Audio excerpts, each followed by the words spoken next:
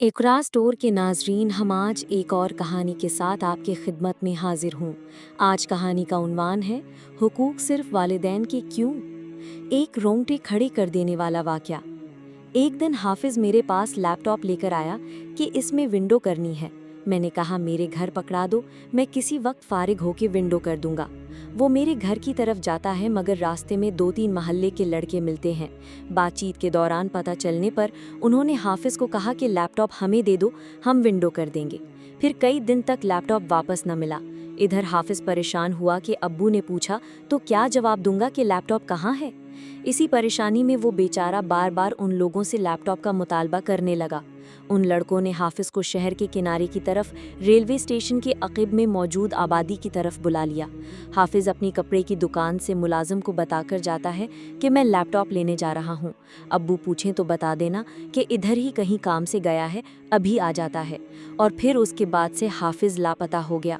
जैसे जैसे वक्त गुजरता जा रहा था, घर वालों की परेशानी बढ़ती जा रही थी। इधर उधर से पूछा जाने लगा। हाफिज के वालिद साहब मेरे पास भी आए। मैंने बताया कि चंद दिन कबल आखिरी बार मुझसे मुलाकात हुई थी।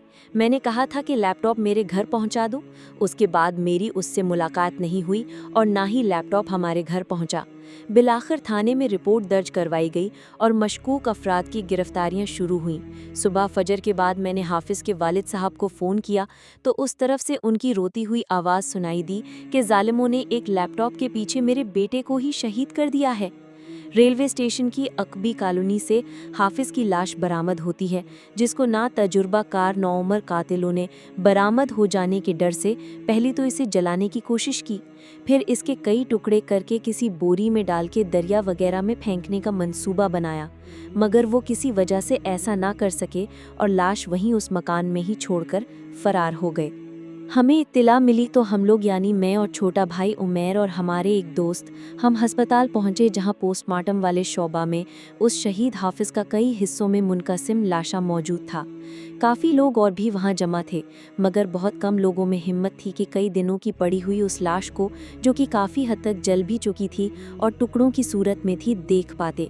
मैंने और छोटे भाई ने कुछ अहबाब की मदद से हिम्मत कर की, जिस तरह भी बन पाया और मौके पे समझ में आया उसको गुस्ल दिया और उसको कफन देकर ताबूत में मुंतकिल कर दिया।